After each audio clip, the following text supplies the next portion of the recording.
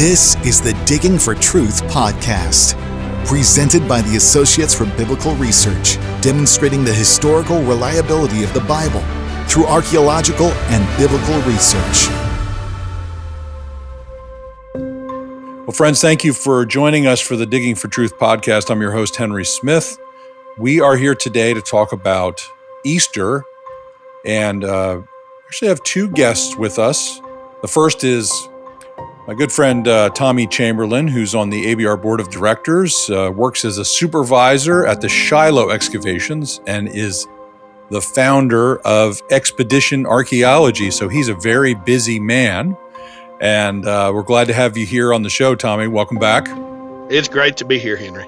Great to have you. And then we also have our colleague and friend, Bryan Windle here, archaeologist, ABR staff member, director of marketing, becoming more and more well-known for his Jericho research and pursuing his PhD. Bryan, welcome to Digging for Truth podcast. It's great to be back, Henry. Thanks. This is going to be good. It is. It's going to be great. You know, you guys are going to do most of the talking, so that means it's going to be a really good show.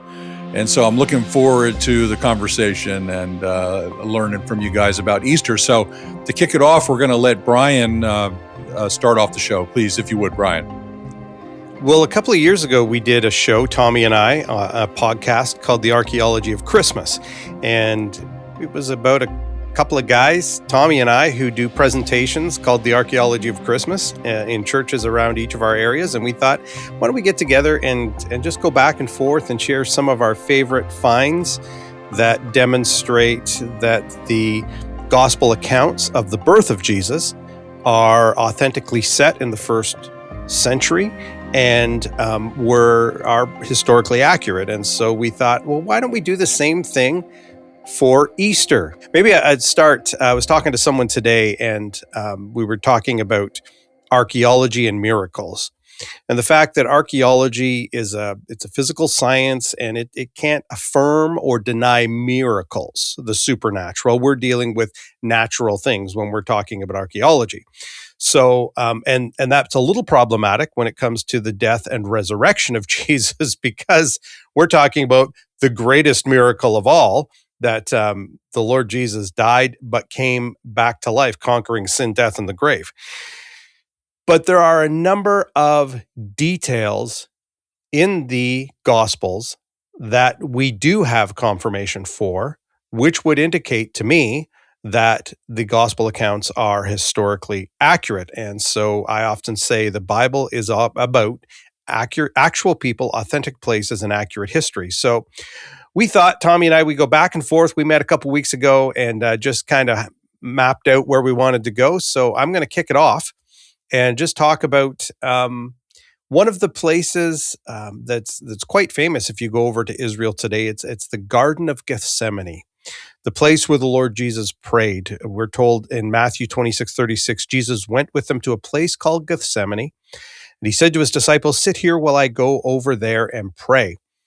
And on the Mount of Olives today, you can go to a place that is called the Garden of Gethsemane. The Bible actually never calls it the Garden of Gethsemane. It says a place called Gethsemane. It says it was on the Mount of Olives in Luke 22:39. It says there was a garden there in John 18:1. And this description does match the general area of the modern-day Garden of Gethsemane, although we don't know for sure that that is the place, the location of the ancient Garden of Gethsemane. We do know there are some very old olive trees in that particular area. If you've been there, it's a beautiful place. But there is another place that I would like to talk about because it does not get the attention that the Garden of Gethsemane gets. And it is the Cave of Gethsemane. And when I was in Jerusalem a couple of years ago, I wanted to find this place because I had read a great article. We have it on ABR's website by Joan Taylor. And it talks about the Cave of Gethsemane. So first of all, the word Gethsemane comes from the word for the Hebrew and Aramaic words for oil press. So we would expect there to be olive trees, but more specifically, oil press installations somewhere in the vicinity of wherever this Gethsemane was. And so if you go up the road towards on the Mount of Olives, as if you're going up to the church that's there, where the Garden of Gethsemane is on your right. To the left, there is another area. And if you take a little road to the left, a little path to the left, you will come to what's called the Cave of Gethsemane. And I believe it's a great candidate for the site where the disciples slumbered while Jesus prayed. And here's why. Let me build the case here. First of all, it was a cold night, we're told in John 18:18. It specifically mentions that night that they're in the Garden of Gethsemane, Jesus is praying there. It's a cold night. So it would make sense that they would find shelter in one of the nearby caves. But the key verse to me in identifying this cave or this grotto of Gethsemane, it's sometimes called, with the betrayal of Jesus is John 18:4. It says this: Jesus, knowing that all that was going to happen to him, went out and asked them, "Who is it you want?" So you picture this: a crowd of people led by Judas, and these soldiers come to arrest Jesus at night. And it says so, and they come to the Garden of Gethsemane because that's where he is. He's in this place called Gethsemane, but it says he went out to meet them. He went out of something. What did he go out of to meet them? Well, it's a little phrase, a little detail that we often miss in the text. And I think that the cave makes logical sense. And add to that when they excavated inside this cave, they found olive presses that dated to the 1st century, installations within this cave. Now, unfortunately, if you go to the cave today, they've turned it into a chapel. And they have these beautiful paving stones down. So they've covered over all of the remains from that. But the excavation reports do show that there were olive presses in that cave that were used in the 1st century. So again, this aligns with what we would expect to find there. Now, some people say, well, wait a minute. Are you saying Jesus prayed in this cave? Not necessarily, because it says in Luke 22:41 that he withdrew from them about a stone's throw and knelt down and prayed. If I stood at the entrance to the Cave of Gethsemane, I could literally throw a stone and land it in the Garden of Gethsemane. That's how close it is, literally right across the road from the modern day Garden of Gethsemane. So it could still be a candidate for where Jesus prayed, and the Cave of Gethsemane, the place where the disciples slumbered. And so I think these are good candidates. Can we say that that's 100% where they were? No, we cannot. But isn't it interesting that the Bible talks about Jesus praying in a place called Gethsemane? The Bible talks about him going out from a place, and Gethsemane means olive presses. And in this area, what do we find? We find a cave with olive presses that's a stone's throw away from the garden type area. It all just does seem to align nicely with what the Gospels tell us. And again, we're talking about real places when we talk about where the events of that last night and leading into the trial of Jesus and the death of Jesus, that they're all actual places over there that you can see to this day. That's great, Bryan. And when we broke this down and we were talking about real places, real events, real people, or as you might say, actual people, we talked about a couple guys that I really wanted to share about and some archaeological discoveries related to them. So most people, of course, are going to be familiar with the trial of Jesus and the name of Caiaphas. Of course, during the gospel time, Caiaphas was the high priest who presided over his trial. Now, we have an interesting artifact that helps us confirm Caiaphas as an actual person from the 1st century. Now, this was discovered in an interesting way. In 1990, a construction team was doing some work near Jerusalem, and they plowed through the roof of a tomb. Now, they did exactly what they should have done, and they contacted the archaeologists. So the archaeologists come in and begin to do work on this tomb, and it's very apparent quickly that this is a 1st century tomb. And one of the ways they knew that almost immediately was because it had numerous or several ossuaries in it. Now, for our listeners that are archaeology fans, most may know what an ossuary is, but I thought we probably should explain that maybe for our first-time listeners. So if we go back to first century Israel, Judea, and we are thinking about death and burial, and we think about a Jewish family and a loved one passes away, what does the burial practice look like?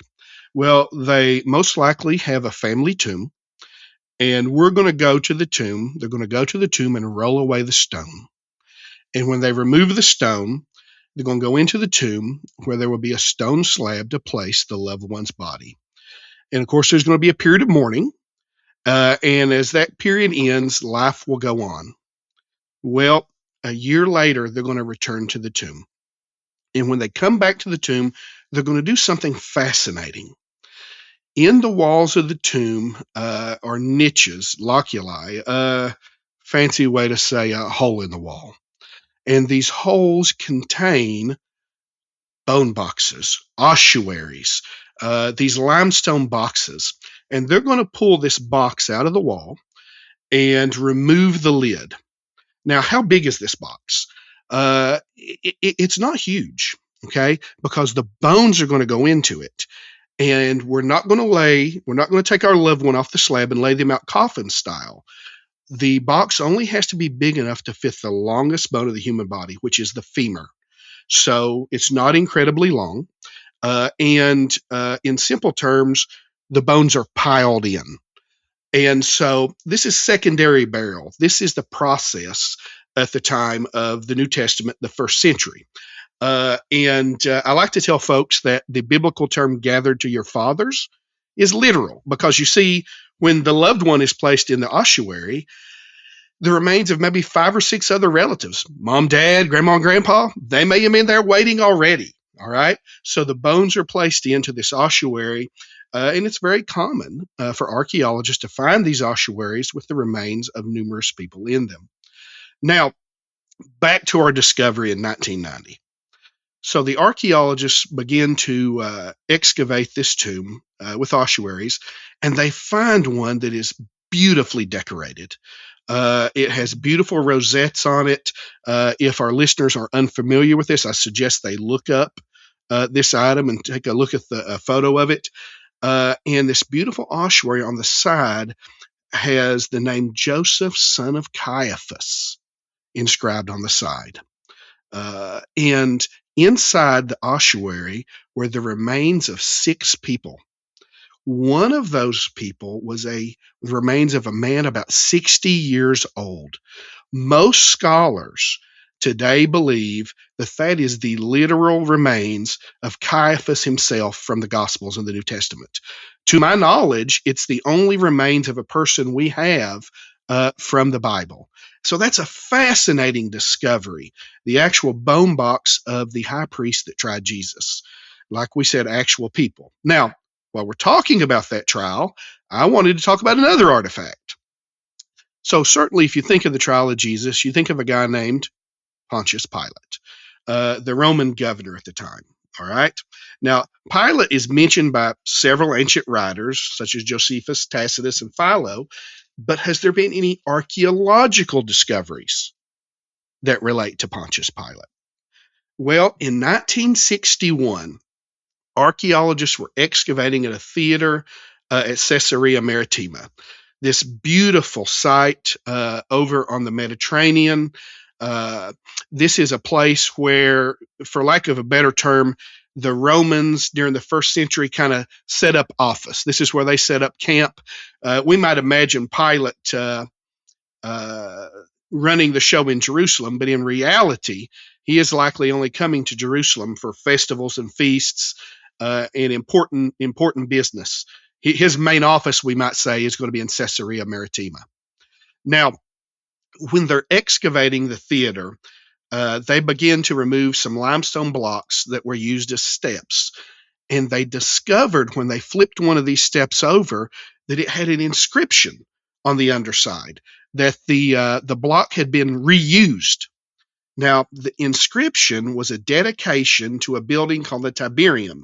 This is likely a building in honor of Tiberius Caesar, and it states that it's from Pontius Pilate, prefect of Judea. So for the first time, we find the name of Pontius Pilate in the archaeological record. And interestingly, it confirms that he's prefect of Judea at the time.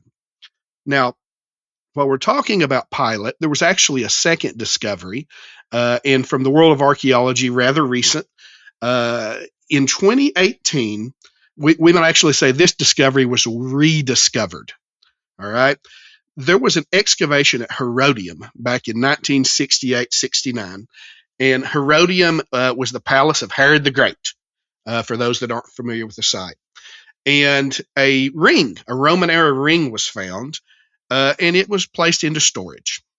Well, 40 years later, some additional study was done of this ring, and it had a Greek inscription of Pilatus.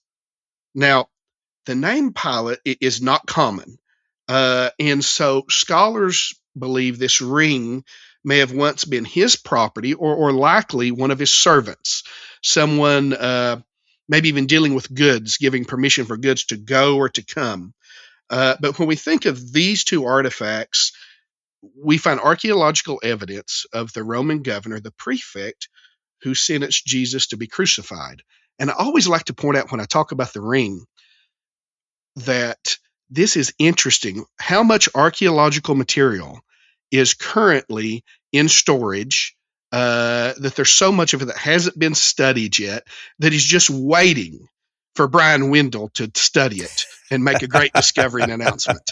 And so sometimes our greatest archaeological discoveries come from something that was found in yesteryear, but an archaeologist or scholar takes the time to give it a more thorough search and thought, and wow, look what we found. That's great stuff, Tommy. No, those are exciting discoveries, right? When biblical people are affirmed through archaeology, it's pretty exciting. Now, we're keeping on with the theme of the trial of Jesus, brings up the question, where did this occur? And we're told that Jesus was led from the house of Caiaphas to the governor's headquarters, literally to the praetorium. And so we're trying to figure out, well, where is the praetorium? Mark chapter 15, verse 16 says the soldiers led him away inside the palace. That is the praetorium, the governor's headquarters. And so the question is, where was this? Earlier scholars had identified the praetorium with the Antonia fortress, but that doesn't fit with the description of a palace in the Gospel of Mark, and it doesn't fit with what we read about in Josephus and Philo, who indicate that Roman governors, when they were in Jerusalem, used Herod the Great's old palace as their residence. It was the most opulent, beautiful place to live, and so obviously that would be the prime location for the Roman governor who was in charge of that area to stay, because Herod was no longer around, and it had been, when his son Archelaus had been deposed, the Roman government basically confiscated all of his property, and so that would be where the Roman governors stayed.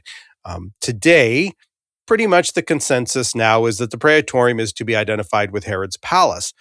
And so the question is, where was Jesus tried by Pilate? Now, Shimon Gibson is a fantastic archaeologist, and he has suggested that there is a monumental gateway with a courtyard along the western wall of the old city, which led directly in to Herod's palace. And he has identified that with the site of Pilate's judgment, where Pilate said, "Behold the man," this famous scene we see in the Gospels.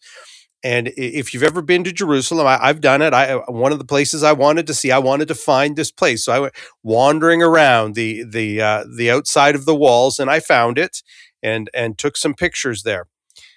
However, as I did a little more research, I'm not convinced that that is actually the place where this trial took place. And let me explain why. First of all, that was a private entrance. Was not a public gate. It was a private entrance that scholars believe Herod the Great made as a quick exit from his palace without having to go through the cities. And so if you have to put your mind put yourself in the shoes of the Jewish religious leaders, are they going to exit the city gate, which was on a different side of the city, walk all the way around the outside of the city walls to get to this little private gate. Is that where they're going to meet? Is that where they're going to meet with the Roman governor? And I'm not convinced that that's where they met. If you go to the Israel Museum today, they have a beautiful reconstruction of Jerusalem in the first century, and they have reconstructed Herod's palace.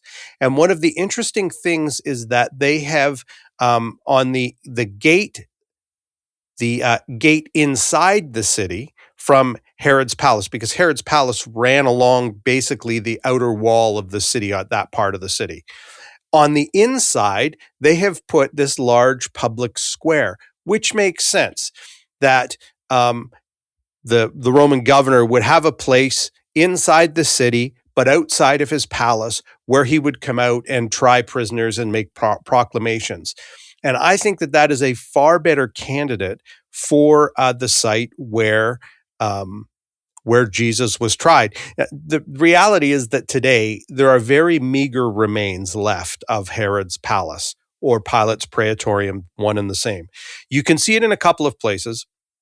One of them is the base of one of the three towers that Josephus describes as being part of Herod's palace can still be seen today near the Jaffa Gate. It's erroneously named the Tower of David. It has nothing to do with David. It just was erroneously called that. And many scholars, these three towers had names, were named after people Herod cared for. Scholars sometimes identify it as the tower called Hippicus, but Ehud Netzer, the great Herodian archaeologist, believed it was the tower that was named after Phaziel. So that is one of the places you can see. And then inside the Tower of David Museum, if you go there, there is an old Ottoman era prison called the Kishla, and you can actually get into it. It's part of your entrance into the Tower of David Museum, and you can see the remains of one part of a wall of Herod's palace. And when I went to Jerusalem, I wanted to see that. I was able to get into the Tower of David Museum and see this place, because it's one of the few places you can see the remains of Herod's palace.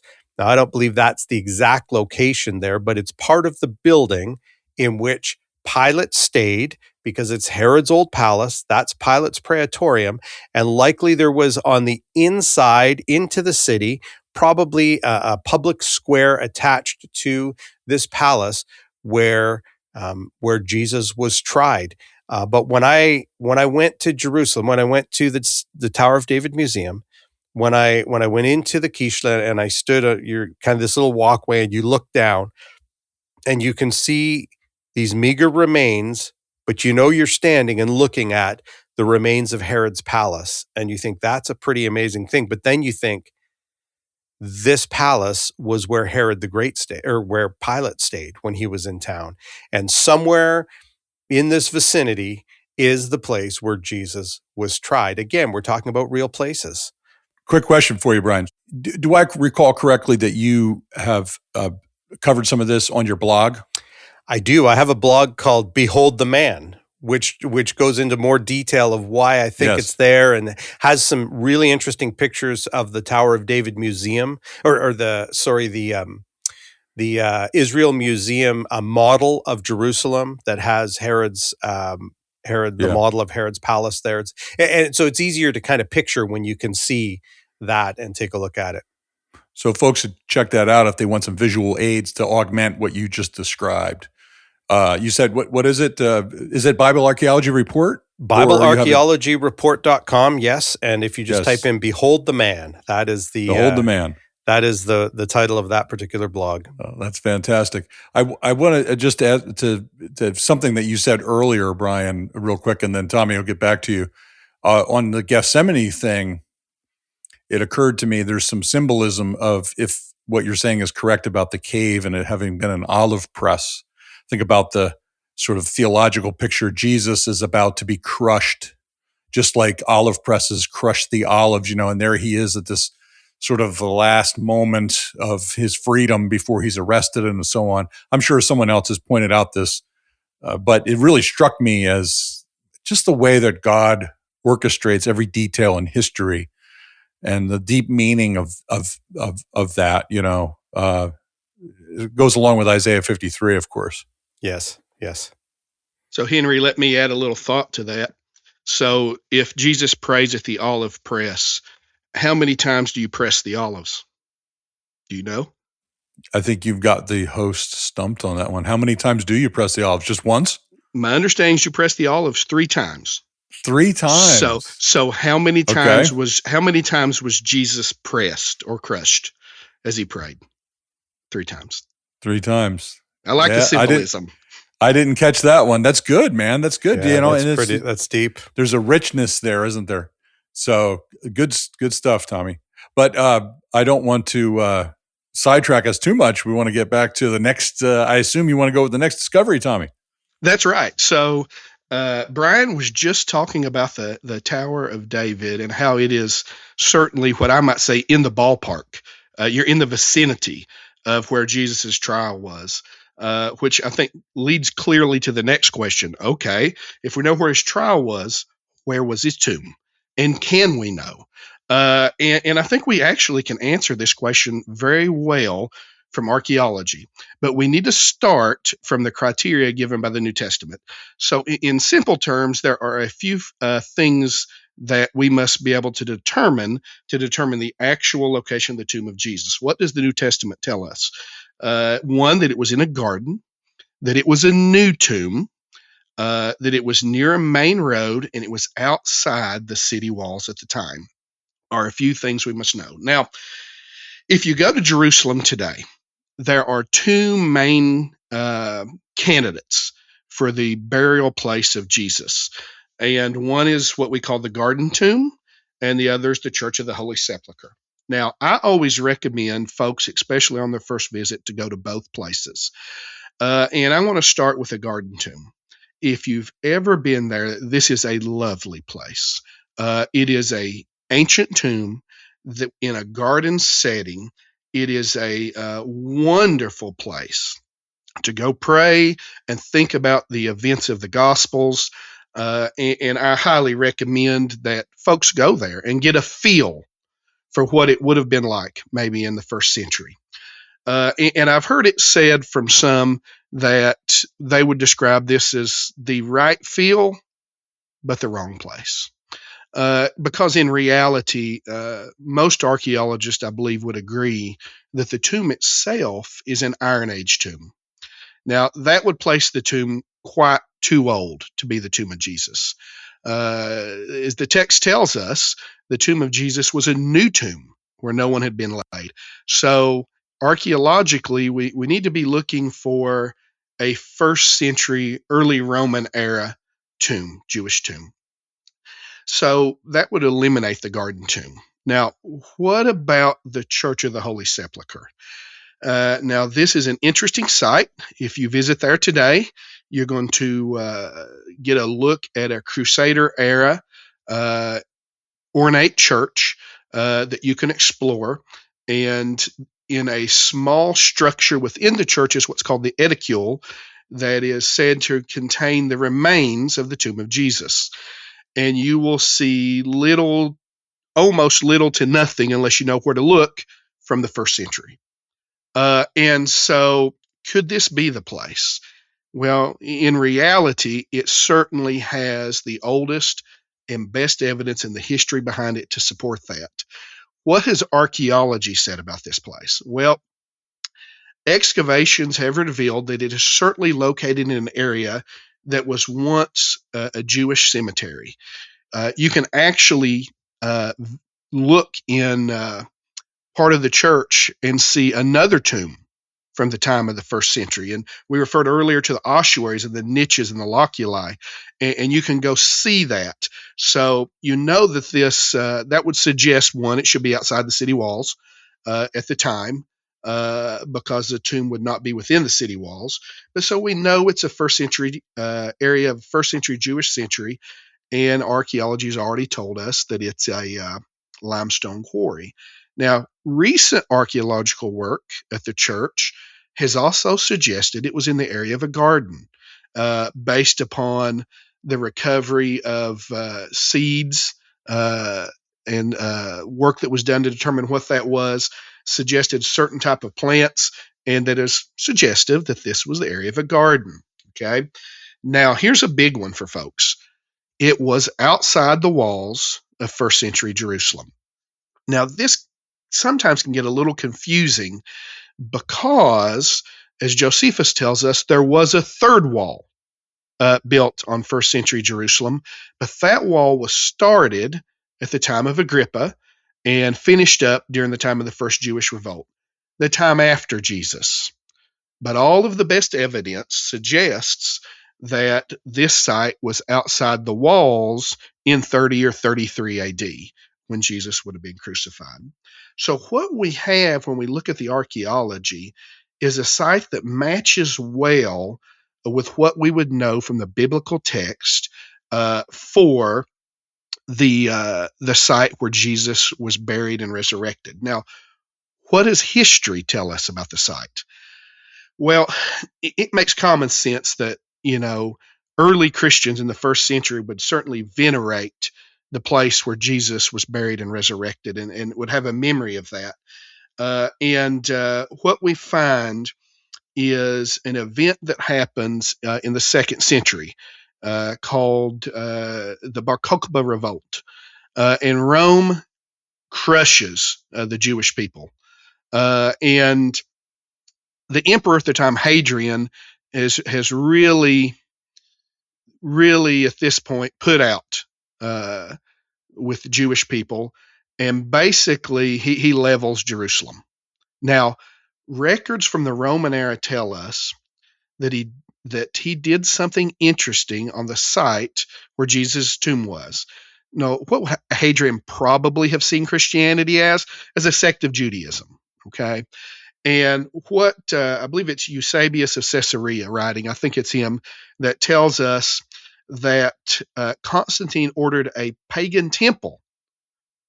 Not Constantine, I'm sorry. Hadrian ordered a pagan temple to be built over the site and for a platform to be built and it to be filled in, basically covering up this Christian holy site with a Roman pagan holy site. And it would be that way for a couple hundred years until the time of Constantine. Now, Constantine's mama, a lady named Helena, is famous for going to the Holy Land and identifying sites where important events from the New Testament happened. And what is fascinating when we look at the history is when Hadrian had this temple built, it did something interesting for the locals. It preserved the location. Everyone knew this is the place. It's the temple over here, that's built over top of where Jesus' tomb was. Well, what the records of the time tell us is they basically demolished the temple and excavated down. And of course, what do they find? They find a first century tomb. And that tomb has been venerated as the tomb of Jesus ever since. Now, Constantine had the first, what we call Church of the Holy Sepulchre, built there, and it's been destroyed a time or two through history. What we find today is the version built over the site by the Crusaders. And so it seems to have an unbroken history far back into antiquity. Now, a few years ago, the edicule I referred to, where that covers the remains of the actual tomb, there was some restoration work done on that. And for the first time in 500 years, the marble slab that covered the burial bed, the stone slab, the marble slab was removed and some conservation work was done, but experts were able to test mortar on for what was found underneath.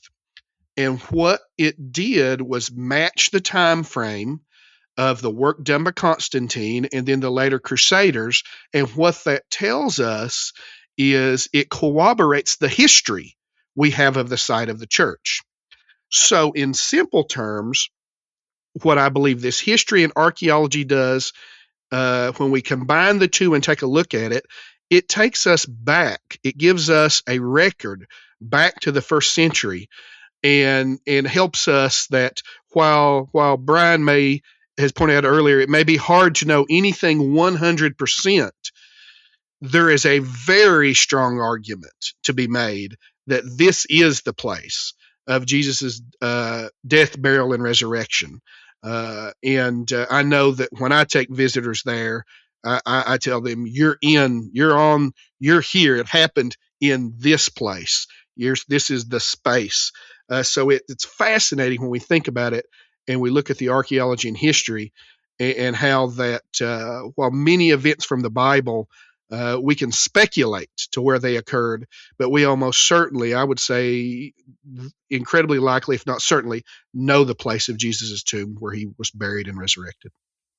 Yeah, that's great, Tommy. And one of the things I love about the renovations they did to the Edicule a few years ago, because it looks like this shrine. You look at it and you go, how could that have ever covered a cave, a burial cave, because a tomb? Because essentially what they did was they carved around and left the walls there and built, encased the walls with this beautiful marble structure. When they renovated it just a couple of years ago, they actually put a window inside with a little door open so that you can see the stone wall of the tomb that this marble structure is encasing. And so that I found that very helpful too, in the recent renovations, just to help you go, oh, okay, there actually is a stone wall there that this is encasing. My understanding, Bryan, is they actually discovered that quite a bit more of the stone wall exists still than they thought was there. So. Yeah, it's good that they were finally able to get an agreement between all of the parties that have say within the various aspects of the Church of the Holy Sepulchre in order to get them to be able to do this brief excavation. I can't remember how many hours it was they were given, but it was not long to do this work. Well, we obviously the Jesus was crucified and buried, and when it comes to archaeological evidence for crucifixion, that's a very interesting thing. We have lots of literary evidence for crucifixion. Josephus writes about people who were crucified. Seneca writes about them. Plutarch all wrote about Roman crucifixion. So we have quite a lot of literary evidence, in addition to what's in the New Testament, outside of the Bible, about Roman crucifixion. But we don't have a lot of archaeological evidence. But probably the best piece of archaeological evidence comes from some excavations that happened in 1968. There was a construction crew, as often happens in Jerusalem. Construction crew was doing some work in northeast Jerusalem when they accidentally broke into this first century tomb that they did not know was there. And when they went there and looked at it, there were a number of ossuaries, including one that bore the name Yehohanan, the name of a man, and inside were the skeletal remains of an adult male in his 20s, and he had been crucified. And the way they knew he had been crucified was that they found his heel bone with a nail still embedded into it. Now, this is very helpful for us because it helps us get a better picture of what the archaeology tells us about crucifixion. Our friends Dr. Scott Stripling and Dr. John Moore recently wrote an article on crucifixion, which is an excellent article that looks at all of the archaeological evidence. And this isn't the only crucified victim whose remains have been found. There have been a few others, but I think this is the best one because the nail is still in the heel bone. And what that helps us to understand is that unlike the pictures that we often see, which come from the Middle Ages, the artwork of Jesus with one foot on top of the other, and then one single nail going down through both. What Yehohanan's skeletal remains indicate is that the nail was actually driven in through the side of his heel. And there was even a piece of cedar still attached, just a little piece they could tell on the outside. And so it appears that they used like a cedar shim, like a washer, put it against the heel, and then drove the nail in. And so instead of Jesus' feet being in front, one on top of each other, they were actually on either side of the uprights, called the stipes, and driven in through the side. And so that just gives us a different picture of how Jesus may have been crucified that's maybe a little different than the artwork that we see. Now, Josephus also mentions that the Roman soldiers amused themselves by coming up with different creative ways to crucify their victims. And so we're not saying they were all crucified this way, but what's interesting about Yehohanan's remains are that they are from Jerusalem, first of all. Some of the other crucified remains are from other places in the Roman Empire. One is from up in the UK, and I can't remember where the third one is. But that's really interesting because it's from Jerusalem, and it dates to the first half of the first century. So again, we're in the same time frame as when Jesus was crucified. But there's another more important element to this. Some critics have sometimes suggested that the Gospels are not historically reliable because a criminal would not have been dignified with with a proper burial in a family tomb. That would not have happened. They'd have been thrown in a pit with all of the other criminals who were crucified, and there were hundreds and hundreds and hundreds of people who were crucified by the Romans as criminals.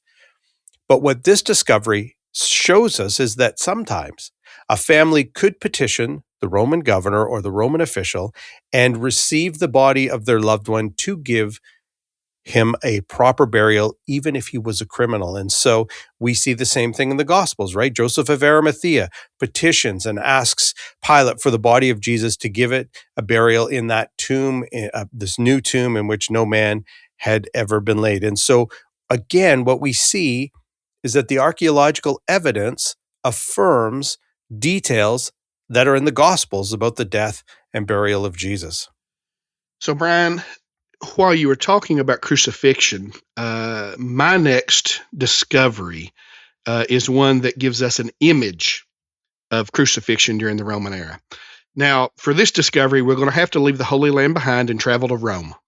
And I want to talk about a discovery that was made in 1857 in a structure near the Palatine Hill in Rome. And this is one of my favorites. I like talking about this one. Now, scholars have dated this discovery to around the year 200 AD, so very early in Christian history.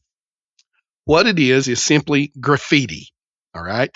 It's a graffiti etched into some plaster, and as will become very clear momentarily, it is from someone who is not a Christian, and they are making fun, mocking maybe their Christian friend or neighbor or someone, and this is called the Alexmenos graffito. What it shows is a man on a cross, so a man being crucified, and he's given a donkey's head, okay? So it doesn't take much imagination to know that this is not flattering. This is insulting. This is mocking. And in front of the cross is a person with their hand raised. I would say as in worship, okay? And one way that we confirm that is there's an inscription with it, and the inscription reads, Alexmenos worships his God. What we have here is a blasphemous, we might say, graffiti of someone who is making fun, mocking. They are hostile to Christianity and making fun of this Christian Alexmenos. Now, what does that tell us today, though? It gives us another early confirmation of the crucifixion of Jesus. But here's where I really think it's important. This person mocking his Christian neighbor doesn't question that he is worshiping this figure on the cross as God. This is not just a good moral teacher that taught him the right way to live. This is just not, the founder of his religion. This person is deity, all right, to Alexmenos. And one reason this is important is some scholars have taken the position, in simple terms, that Jesus was a good moral teacher, and later, much later in history, Christians morphed him into God, that he was deity. And what this inscription, this hostile witness, tells us, it's an early affirmation that Christians are worshiping Jesus as God very early in Christian history. Yeah, that's great. That's great stuff, Tommy. There's a lot of theology bound up in that inscription and in that graffiti right there. The skeptic knows basic Christian theology. Of course, he's making fun of it. What makes it intriguing too is it's a hostile witness. Exactly. Right. It's a hostile witness, not a friendly witness. It's a hostile witness. Early too, right? The worship of Jesus. 200 is when they dated. Is that what you said? That's right. And as my day job's an attorney, and I can tell you that when you can get the hostile witness, the guy on the other side that doesn't see it your way, not testifying for you, when you can get him to agree and make points, that is very strong evidence. I like that. Very good. Well, Tommy, yours, this last one you just talked about, might be one that was new to some of our listeners, right? It's not one that a lot of people know about. But the one that I'm going to talk about is one I get questioned about regularly. People want to know, what about the Shroud of Turin? And the Shroud of Turin, just for our listeners who maybe don't know what that is a linen burial shroud that bears the negative image almost of a crucified man. Now, here's the thing about the burial shroud, the Shroud of Turin. Most of what people know about it comes from Wikipedia. And that's problematic, first of all, because if you're getting your information from Wikipedia, you need to get out more. Wikipedia is not the most reliable source.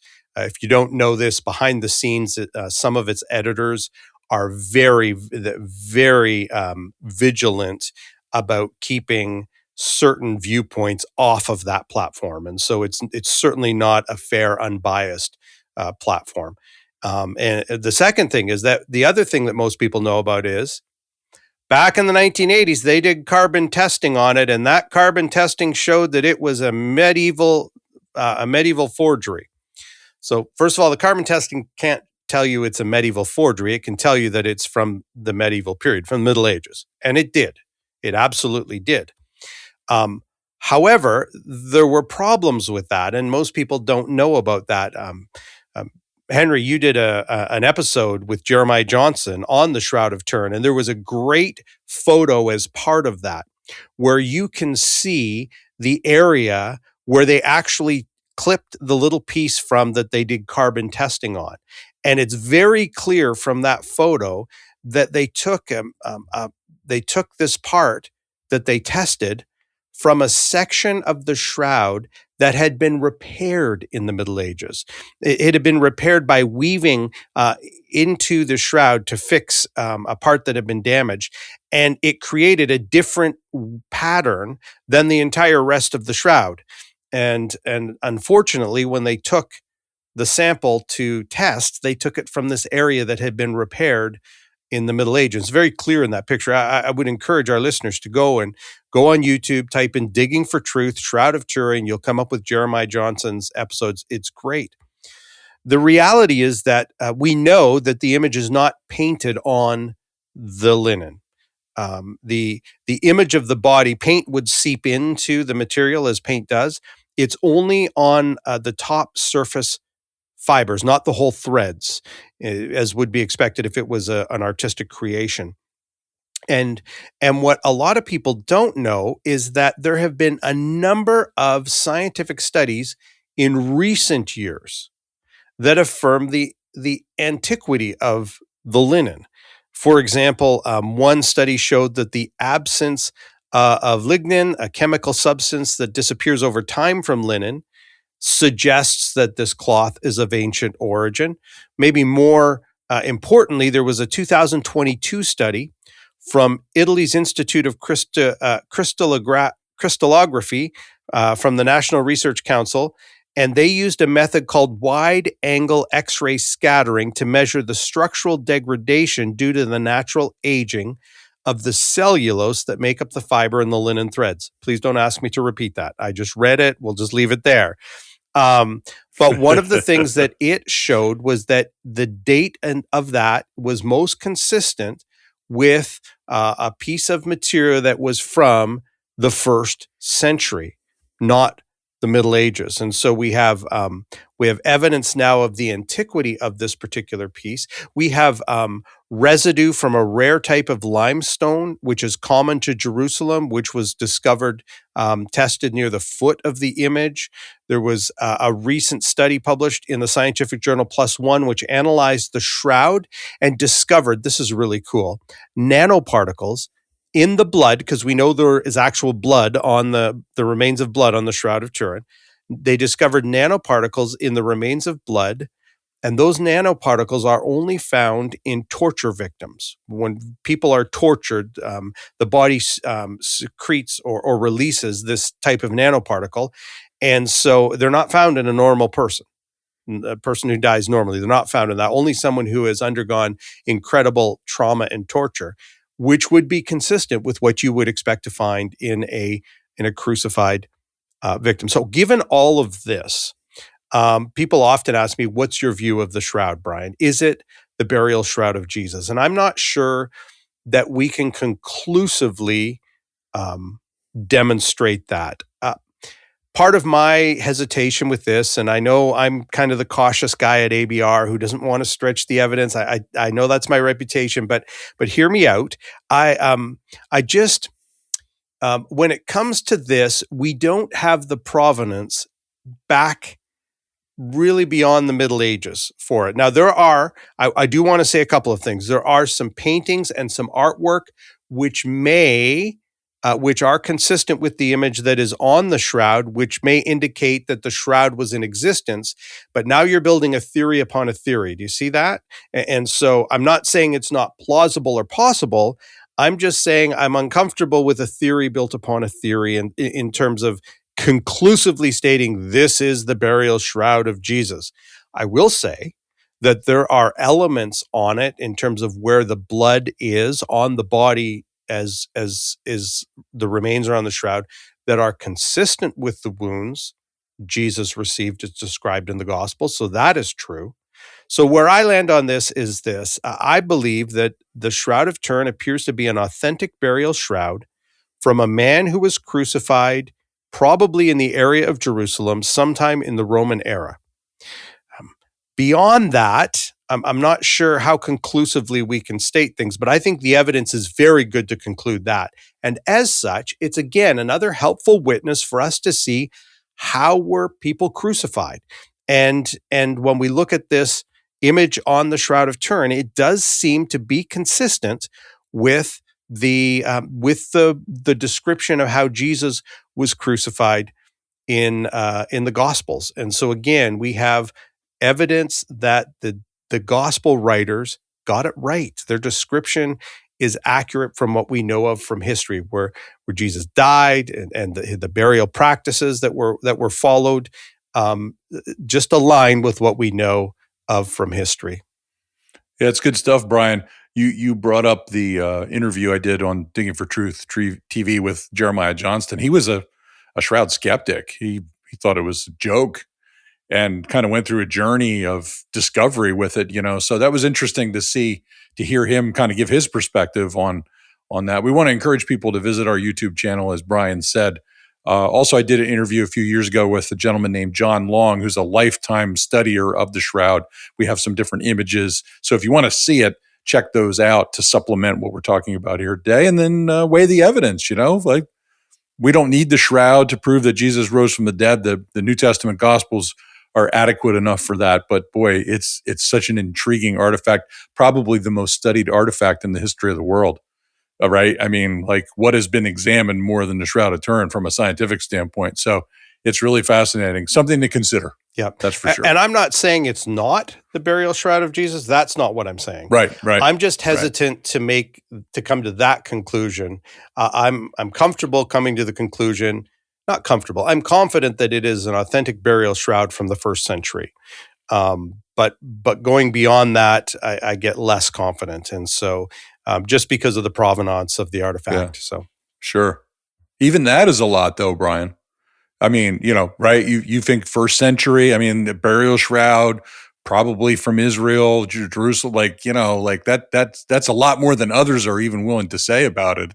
A lot of people are still convinced that it's a fake.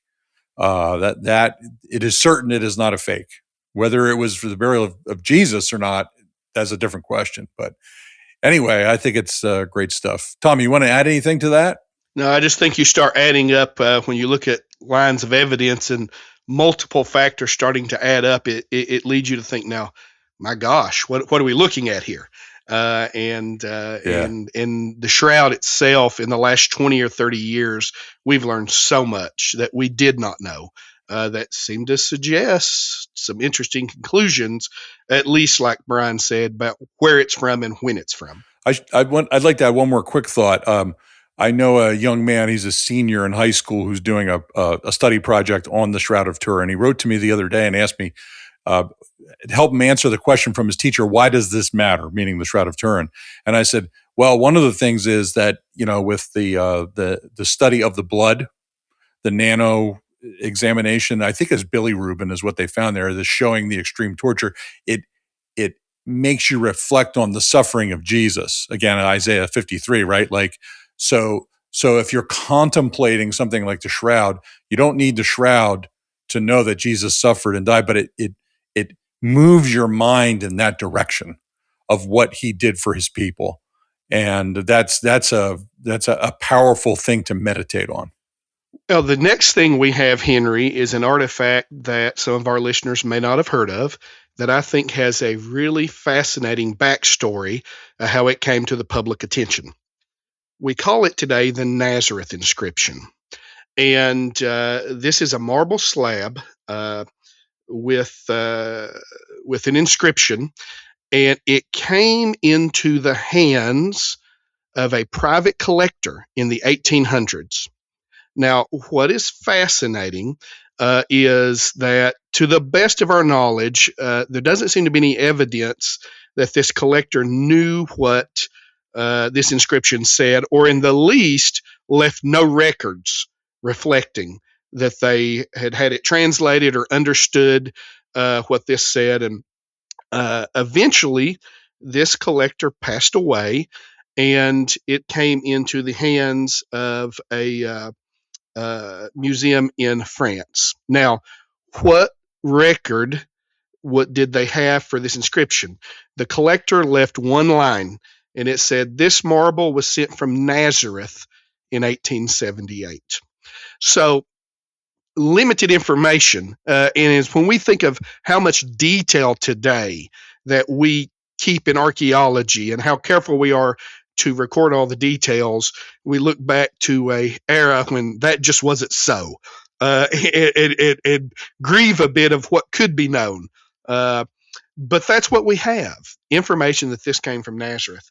Well, at this point, the experts did take a strong look at this inscription and translated it, and it then got a lot of attention that it had not had before. I'm going to read you the translation of this inscription as done by Dr. Clyde Billington. So here we go. It says as follows: Edict of Caesar. It is my decision concerning graves and tombs. Whoever has made them for the religious observances of parents or children or household members, that these remain undisturbed forever.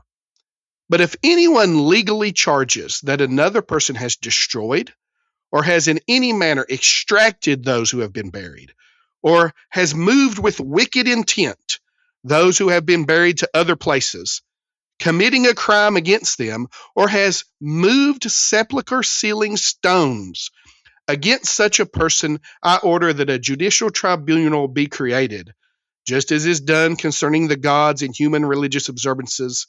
Even more so will it be obligatory to treat with honor those who have been entombed. You are absolutely not to allow anyone to move those who have been entombed. But if someone does, I wish that violator to suffer capital punishment under the title of tomb breaker. Now, isn't that interesting? All right. What are we looking at here? Well, we've got a marble slab that contains an edict from Caesar imposing the death penalty for someone who steals bodies from sepulchre-sealing tombs. You know, most folks immediately are going to think of the accounts of the Gospels where the disciples are accused of stealing Jesus's body. Okay? Now, when does this date to? Well, experts in the style of the writing would date this generally to the Roman era and specifically to the reign of the Emperor Claudius. Now, Claudius was emperor between 41 to 54 AD. So, we are looking at an artifact that appears to come within a decade or two of the life of Jesus of Nazareth. All right? And when we think about grave robbers in antiquity, grave robbing occurred. It was nothing new. You know, if you know anything of the history of Egypt, you know about pyramids and tombs and grave robbing there.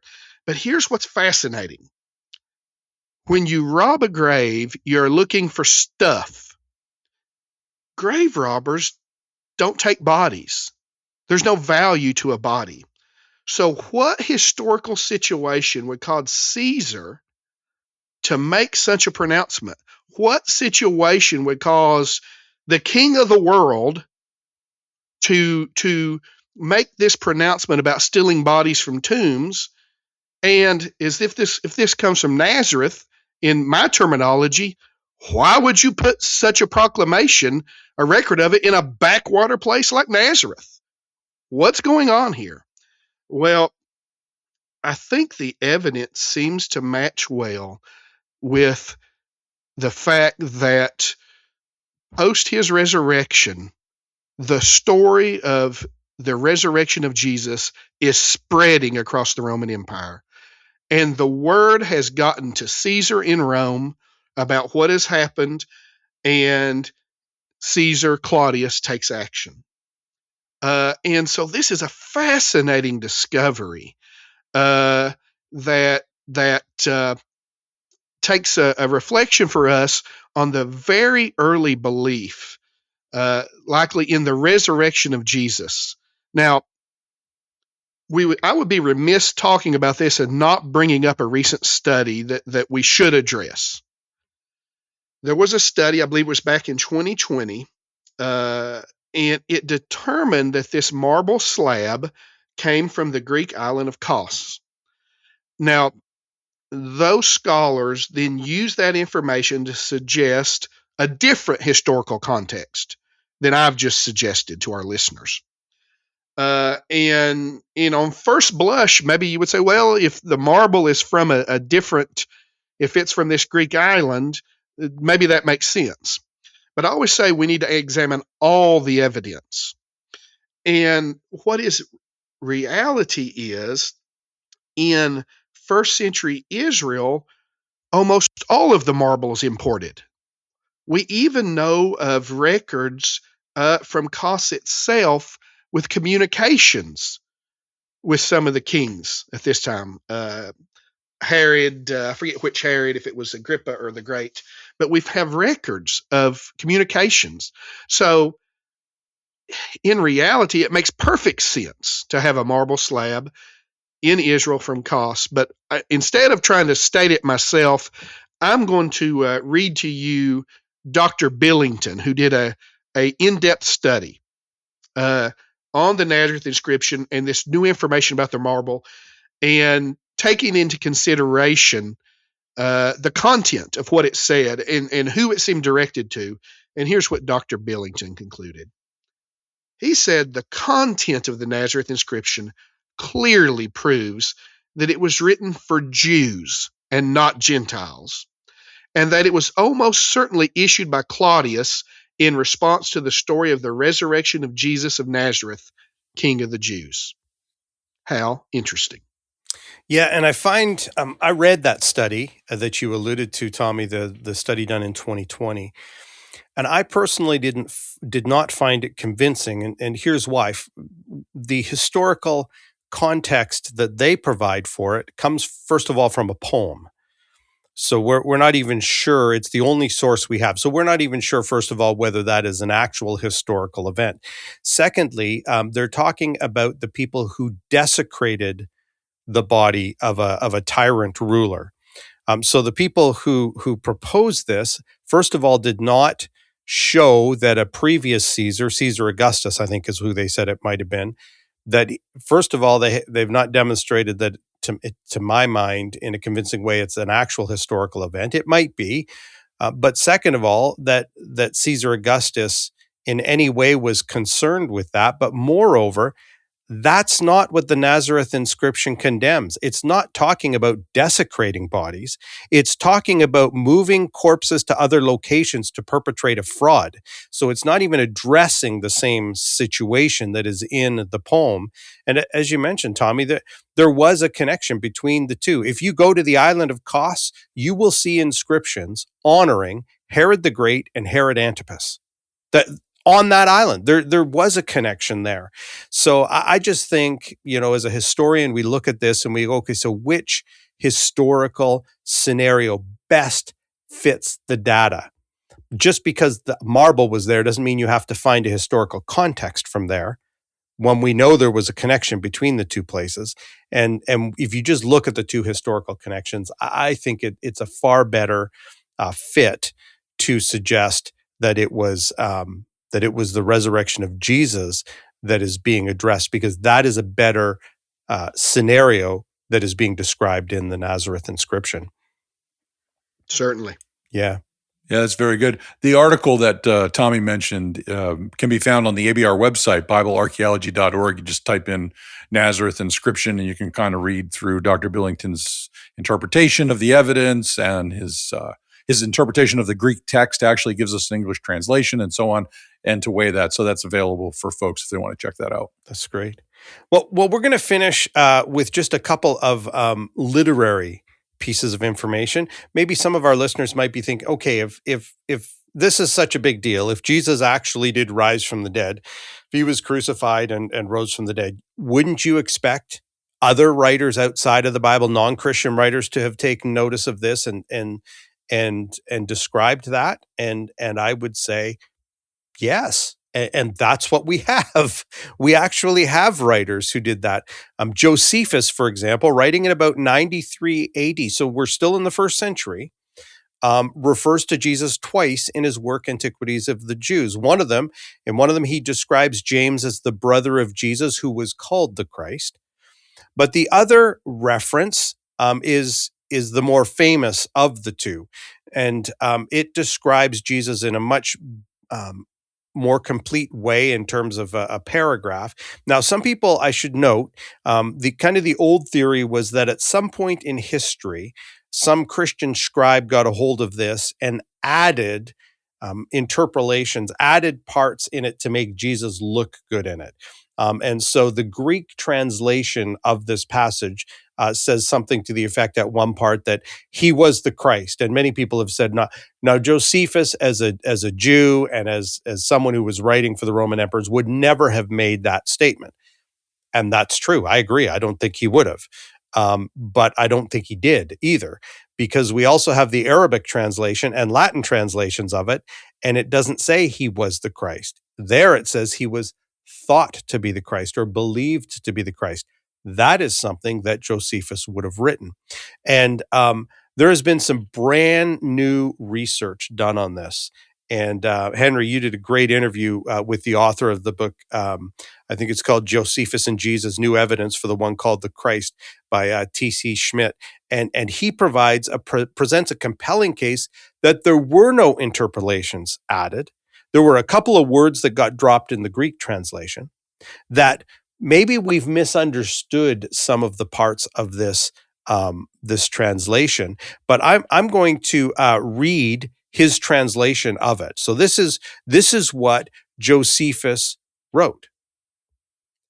And in this time there was a certain Jesus, a wise man, if indeed one ought to call him a man, for he was a doer of incredible deeds, a teacher of men who received truisms with pleasure. And he brought over many from among the Jews and many from among the Greeks. He was thought to be the Christ. And when Pilate had him condemned to the cross at the accusation of the first men among us, those who were at first devoted to him did not cease to be so. For on the third day it seemed to them that he was alive again, given that the divine prophets had spoken such things and 1,000 of other wonderful things about him. And up until now, the tribe of Christians who were named for him has not disappeared. Now, there are a number of things in this ancient testimony. Remember, you used the phrase earlier, hostile witness, right? This would be considered a hostile witness. And he is saying that Jesus was condemned to the cross, that he, at the accusation, really interesting, of the first men among us, it says. The man who's done the research on this shows that whenever Josephus uses that phrase, he's including himself in that. And so T.C. Schmidt has done some great work on who were these sources that he had, these first men among us, from whom he probably got this information, showing that this is an independent witness, independent of the gospel accounts. And so, but then he also notes the story of the resurrection, that was well known at the time, that it seemed that he had come alive again after the third day, and that the tribe of Christians who were so named for him had not disappeared. Notice Josephus is not saying that he believes that. He's just saying this is what was being reported, and these tribe of Christians, these people called Christians, are still with us to this day, still telling the story that Jesus rose from the dead. And so when people say, wouldn't you expect to find that being written? I would say I probably would, and that's exactly what we have. And this isn't even the only one that we have that seems to talk about the resurrection. Tommy's going to talk about one too that is really interesting, talking about his death and resurrection again. That's right, Brian. Another early hostile witness, I might say, is Tacitus. Now, he was writing around 116 AD. Now, what he's addressing in his writing is Emperor Nero and how he was accused of setting fire to Rome for his own purposes, and how he blamed a group called Christians. And so what did Tacitus write? Let's take a look at it. Here's a translation. Consequently, to get rid of the report, Nero fastened the guilt and inflicted the most exquisite tortures on a class hated for their abominations, called Christians by the populace. Christus, for whom the name had its origin, suffered the extreme penalty during the reign of Tiberius at the hands of one of our procurators, Pontius Pilatus, and a most mischievous superstition, thus checked for the moment, again broke out not only in Judea, the first source of the evil, but even in Rome. So, looking at this account, what are some examples of things that we can affirm that this affirms from the New Testament? First, it refers to Christus. Clearly, scholars think this is a reference to Jesus Christ. All right, so referencing Jesus, and that he suffered the extreme penalty.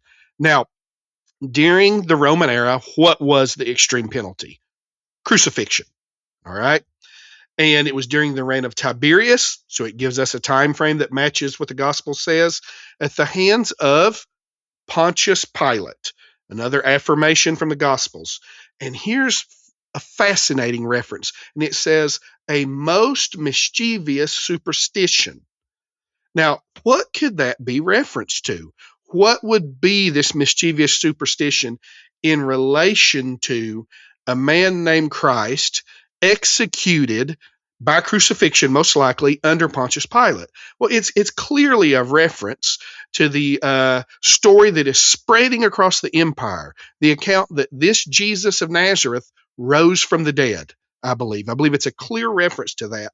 And I like even at the end, he notes how this mischievous superstition not only broke out in Judea, but even in Rome. And as we know from the New Testament text, the spread of the gospel. And we see a reference to that spreading beyond Judea. So what we find, as you noted, is a non-Christian witness, a pagan, a hostile witness, we might say, affirming many things that we find from the New Testament Gospels. Yeah, and I guess maybe some people might be thinking, so why does all this matter? Like so what? Okay, maybe this was a historical event. And the one thing I like to point out is that the followers of Jesus, who were witnesses, eyewitnesses to these events, went out of their way to note that they're not making this story up. Peter said this: "We did not follow cleverly devised myths when we made known to you the power and coming of our Lord Jesus Christ. We were eyewitnesses of his majesty." So they're saying, look, this actually happened. But then Peter would constantly go on and talk about the spiritual implications of this. Acts 4:12, "Salvation is found in no one else, for there is no other name under heaven given to mankind by which we must be saved." John does the same thing. John 1:1, "That which was from the beginning, that which we have heard, which we have seen with our eyes, which we have looked at and our hands have touched." By the way, if you look at some of the ancient sources, these were the things that they actually considered to be needed for testimony, to be valid testimony. And John saying, look, I'm giving you valid testimony here.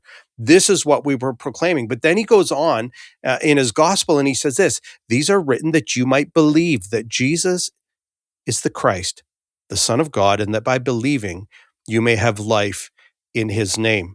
Our good friend Gary Byers, archaeologist and former pastor, likes to say, if we can trust the Bible historically, and I believe we can, then we can trust what it says spiritually. Because this was not just the death of another person. There were hundreds, thousands of people crucified by the Romans. But there was something different about Jesus.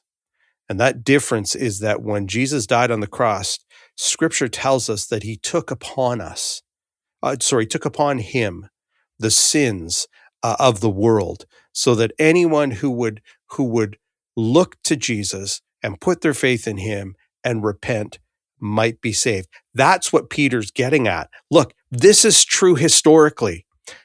And this is what it meant spiritually. That's what John was saying. This is true historically. And I'm writing these things so you will understand this spiritually.